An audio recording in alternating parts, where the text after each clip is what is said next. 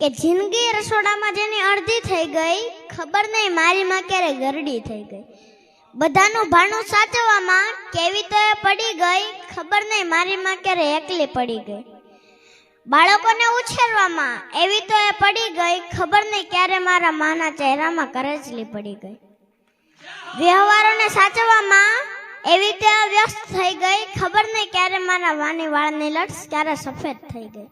કે આજમાં દીકરી બનીને આવે છે અને અલગ અલગ કિરદાર નિભાવે છે, અને ત્યારે જ મારે કેવું હોય ત્યારે કે જન્મ દેવા માટે માતા જોઈએ અને રાખડી બાંધવા માટે બહેન જોઈએ, વાર્તા કહેવા માટે દાદીમાં જોઈએ અને જીદ પૂરી કરવા માટે માસી જોઈએ, રબડી ખાવા માટે મામી જોઈએ અને જીવન સાથી માટે પત્ની જોઈએ.